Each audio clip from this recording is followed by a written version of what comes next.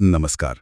आज हम रतन India power limited यानी आरटीएन पावर की 7 जुलाई 2025 वाली स्टॉक विश्लेषण रिपोर्ट पर गहराई से बात करने वाले हैं।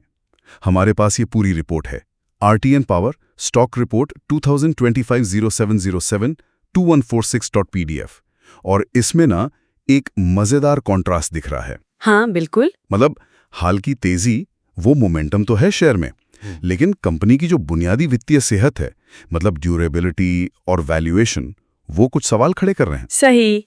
चलिए इसको खोलते हैं परत दर परत।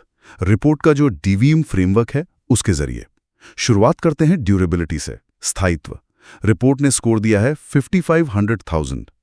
मध्यम वित्तीय मजबूती सुनने में तो ठीक ठाक लगता है, पर इसके पीछे कहानी क्या है? हाँ, तो 55 का स्कोर मतलब ना बहुत ज्यादा मजबूत ना ही एकदम कमजोर। ये कंपनी की लॉन्ग टर्म स्टेबिलिटी देखता है। कमाई कितनी रेगुलर है, कैश फ्लो कैसा है, कर्ज कितना है, ये सब। अच्छा, तो आप इसे एक एवरेज ग्रेड मान सकती हैं। रतन इंडिया पावर अपने सेक्टर में देखें तो पावर ग्रिड से तो पीछे है, पर अडानी एनर्जी के लगभग बराबर है। लेकिन रिपोर्ट में कुछ चिंता वाली बातें भी लिखी हैं ना, प्रॉफिट और कैश फ्लो को लेकर। बिल्कुल, वही तो स्कोर को नीचे खींच रहा है असल में। देखिए, वार्षिक शुद्ध लाभ मतलब नेट प्रॉफिट, उसमें बहुत भारी गिरावट आई है। कितनी? मार्च 25 में साल दर साल 97.5% कम। ओह, 97.5%। ये तो बहुत ही ज्यादा है। जी, और सिर्फ यही नहीं, जो एनुअल रेवेन्यू ग्रोथ है वो भी नेगेटिव है, -1.7%।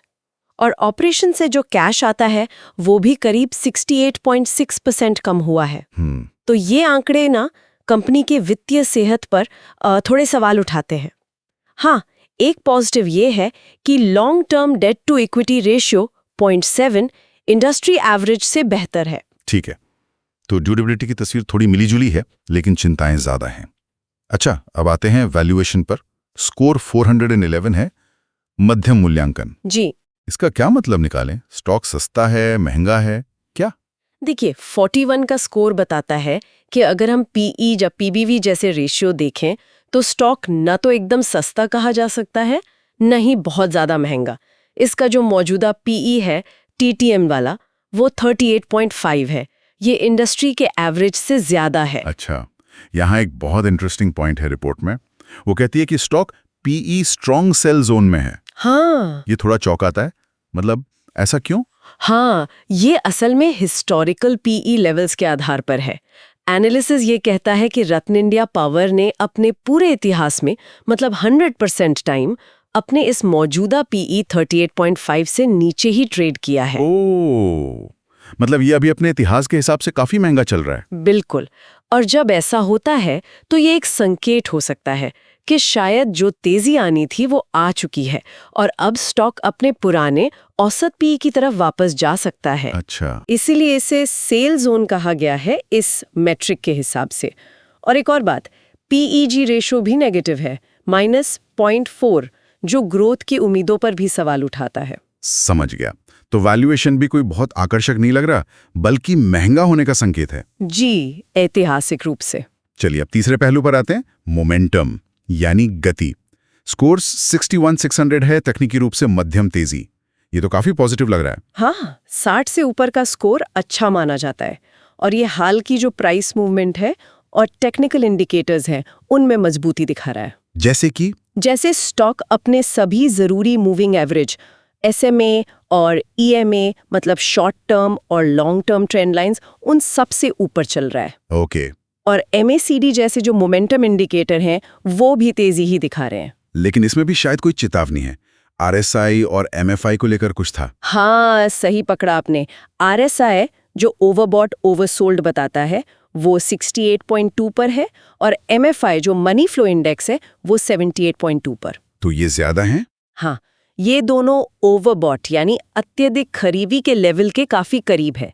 70 और 80 के ऊपर आमतौर पर ओवरबॉट माना जाता है। अच्छा, तो ये संकेत देते हैं कि शायद एक शॉर्ट टर्म पुल बैक या गिरावट आ सकती है। वैसे मोमेंटम में ये अपने सेक्टर में तीसरे नंबर पर है। तो कुल मिलाकर अगर हम समेटें तो तस्वीर क्या बन रही है? एक तरफ हाल की तेजी और अच्छा मोमेंटम, हाँ, लेकिन दूसरी तरफ कंपनी की फंडामेंटल हेल्थ यानी ड्यूरेबिलिटी और वैल्यूएशन, उस पर गंभीर सवाल है। बिल्कुल सही कहा। यही मिला-जुला निष्कर्ष है। रिपोर्ट की जो ट्रेंड लाइन चेकलिस्ट है ना, वो भी यही दिखाती है। उसमें क्या स्कोर है? सिर्फ 52.2% पैरामीटर्स पास हुए हैं। मतलब 23 में से 12 पास, 11 फेल। अच्छा, ताकतों में क्या है? कर्ज तुलनात्मक रूप से कम है, कैश फ्लो पॉजिटिव है, मोमेंटम इंडिकेटर्स अच्छे हैं और FII/FPI यानी विदेशी निवेशकों की हिस्सेदारी थोड़ी बड़ी है। और कमजोरियां? कमजोरियां वही हैं जिनकी हमने बात की। कमाई और बिक्री में कंसिस्टेंसी नहीं है, ROE कम है, साल दर साल मुनाफा और रेवेन्यू घट रहा है और PE सेल जोन में है। और एक और बहुत बड़ी चिंता है प्रोमोटर की गिरवी हिस्सेदारी, वो 88.7% है, बहुत ज्यादा। बाप रे, 88.7% प्लेजिंग, ये तो काफी रिस्की फैक्टर माना जाता है। जी हाँ, और रिटर्न्स का विरोधाभास भी तो है। 5 साल का रिटर्न देखिए, 536.8%, कमाल का। हाँ, मल्टी बैगर रहा है। लेकिन 1 साल का रिटर्न -6.2% है। ये दिखाता है कि कैसे हालात बदल सकते हैं और पिछला शानदार प्रदर्शन हाल की दिक्कतों की गारंटी नहीं लेता। बिल्कुल। तो रेटिन इंडिया पावर की इस रिपोर्ट से जो मुख्य बातें निकल कर आ रही हैं वो यही हैं। ड्यूरेबिलिटी औसत है, जिसमें चिंताजनक वित्तीय ट्रेंड्स हैं। वैल्यूएशन भी औसत है, लेकिन ऐतिहासिक रूप से महंगा लग रहा है। हाँ, हाल का मोमेंटम तेज है। सही। यहाँ सोचने के लिए एक आखिरी सवाल या नुक्ता छोड़ते हैं श्रोताओं के लिए। जरूर। जब प्रमोटर की इतनी ज्यादा हिस्सेदारी, करीब 89% गिरवी हो और सालाना मुनाफा इतनी बुरी तरह गिरा हो, तो फिर ये जो हाल की सकारात्मक गति या मोमेंटम है, इसके पीछे असल वजह क्या हो सकती है? मतलब फंडामेंटल्स तो चिंताजनक हैं। ये सोचने वाली बात है। क्या ये सिर्फ संस्थागत निवेशकों की खरीदारी है, या इस हालिया तेजी के पीछे कोई और खास कारण है? शायद इन सवालों के जवाब ढूंढने से और गहरी समझ मिल सकती है। बिल्कुल, ये आगे की खोज का विषय हो सकता है।